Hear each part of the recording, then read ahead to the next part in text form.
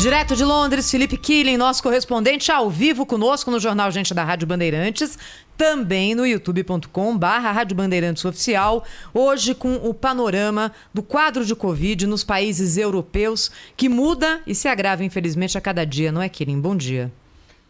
É verdade, Thaís. Bom dia a você, Edu, Pedro e a todos no Brasil. O Reino Unido registrou, segundo o último balanço, 1.243 mortes. A população aqui é de 66 milhões de habitantes. Esse foi o segundo número mais alto desde o início da pandemia. O recorde até então foi atingido na semana passada. O Sistema Público de Saúde não está conseguindo mais dar conta do número de óbitos. Inclusive, necrotérios estão sendo improvisados perto de hospitais para que corpos sejam armazenados. E autoridades afirmam que o pior está por vir. O pico da pandemia por aqui deve ser atingido só em fevereiro, porque o resultado das aglomerações no Natal estão começando a aparecer. Inclusive, já há um plano do governo que pacientes com quadros mais leves de Covid-19 sejam transferidos para hotéis, para que assim possam liberar leitos em hospitais. E em hotéis serão cuidados por voluntários. Há um outro problema preocupante. Muitos profissionais de saúde da linha de frente não estão aguentando a carga brutal de trabalho e também emocional, estão sendo afastados, alguns até contaminados pela Covid-19. E aí, o Sistema Público de Saúde, que precisa mais do que nunca, esses profissionais, não só para cuidar do maior número de pacientes já internados desde o início da pandemia, mas também para aplicar a vacina na maior campanha de vacinação da história do Reino Unido e também da história do planeta. Até mesmo a Alemanha, um país apontado como exemplo no combate a essa crise sanitária, está perdendo o controle do coronavírus. A chanceler Angela Merkel planeja ampliar o lockdown, que começou em dezembro, iria terminar no dia 10 de janeiro. Ela prorrogou até o fim desse mês e agora pretende deixar o lockdown até abril. Olha só o tamanho do período que os alemães devem ficar em lockdown. Ministros na França se reúnem hoje para decidirem os próximos passos. Por lá, existe um desejo de aumentar o toque de recolher, que começa às 8 da noite, talvez vai começar às 6 da tarde, ou voltar com um lockdown nacional. Até mesmo Portugal planeja adotar um lockdown. A situação aqui na Europa não é nada boa. Killing, a Indonésia começou a vacinação com a Coronavac?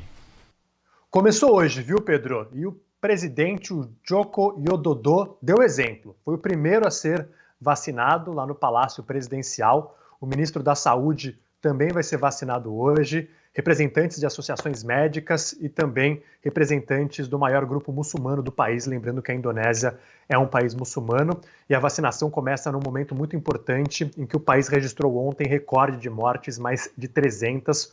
O número de contaminados também está num patamar nunca visto antes, cerca de 9 mil. É um país bastante populoso, quarto do mundo, 270 milhões de habitantes, e a campanha de vacinação pretende imunizar 180 milhões de pessoas, porque com esse número, segundo autoridades, já se atinge a chamada imunidade de rebanho. Na primeira leva, profissionais de saúde da linha de frente, seguidos de funcionários públicos e aí a população em geral. E a meta é vacinar esses 180 milhões de pessoas em 15 meses. Lembrando que a China já aplica a Coronavac na população de forma emergencial, Turquia e Chile também já aprovaram acordos com laboratórios para a compra da Coronavac. Killing, tira a nossa dúvida, por favor. Todos os países que integram a comunidade europeia já estão vacinando os seus cidadãos? Sim, já estão vacinando, alguns a marcha lenta, mas todos já começaram a vacinar. Porque chama atenção essa história da Alemanha falar em lockdown até abril para um país que já iniciou a campanha de vacinação, né? Todos os outros países estão, claro, esperando os efeitos aí do programa de vacinação, mas de qualquer forma surpreende. Um país que, né, tem dinheiro para comprar vacina, já comprou, já começou a sua campanha de vacinação, né, Killing?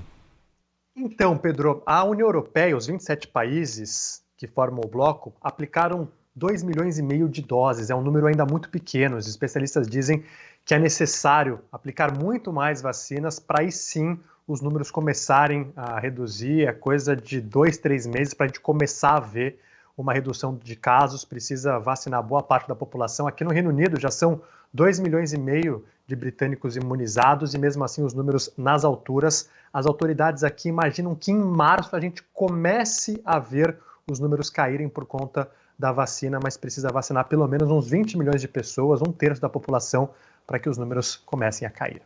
Deixa eu te perguntar outra coisa, Quilin. Pelo que você tem lido em artigos, em entrevistas de cientistas, o quanto essas variantes do coronavírus têm influência nessa explosão de casos? Estou perguntando porque uma nova variação do coronavírus foi encontrada justamente no Reino Unido, que passa hoje por essa explosão no número de casos e de mortes, e uma coisa semelhante acontece na cidade de Manaus, na região norte do Brasil. São comparações ali que quase não cabem, né? Até porque o sistema de saúde de Manaus é um sistema de saúde muito frágil, diferente do Reino Unido. Mas há alguma relação entre isso? Alguém que já conseguiu comprovar alguma coisa? Não?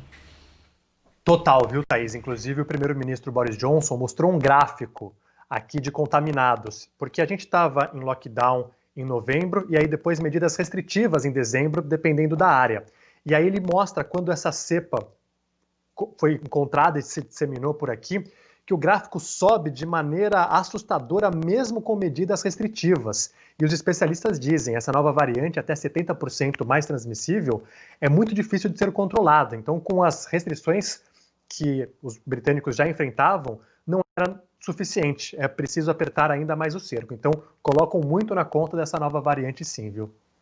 Nosso ouvinte André está na Alemanha, ouvindo o Jornal Gente da Rádio Bandeirantes e mandou uma mensagem, viu, Kili? Ele disse que já está parecendo um lenhador com barba e cabelo comprido. Se a Angela Merkel ampliar o lockdown, ele disse que vai conseguir fazer uns dreads no cabelo. Aí eu falei para ele, manda uma foto. Ele falou, não, vou raspar o cabelo em casa que nem o Killing. Você raspa o cabelo em casa, Killing? Sim, ontem. Eu que raspei o meu cabelo aqui, ó, com a ajuda da minha mulher. Eu comprei no mercado 20 libras. Aqui, ó, cortei. Se você olhar, ó, aqui a minha costeleta tá meio fora de ordem, que eu não consegui acertar muito bem. Tá vendo? Mas eu e ela que cortamos. Então tá aí, André, ó, o recado do Killing, depois ele faz um tutorial e manda pra você aí como cortar o cabelo em casa. Pra quem não estiver na internet, quem não tá nos vendo pelo YouTube, não tá vendo o cabelo do Killing, é a maior prova, o cabelo do Killing nesse instante é a maior prova da absoluta necessidade social, a indisponibilidade que a sociedade tem de abrir mão de barbeiros e cabeleireiros. Ficou bonito, viu, Killing? Ficou, olha, ficou lindo. Tá aqui a arma do crime, viu, Edu? Pra quem tá nos assistindo nas redes sociais, tá aqui a arma do crime. Eu passo máquina 7 em cima e 5 dos lados. Façam, fica um horror. Depois Valeu. você vai ao barbeiro. Valeu pela mensagem aí, André. Valeu, hein, Killing? Um abraço. Valeu, grande abraço. Ah, a gente se diverte às vezes aqui, viu?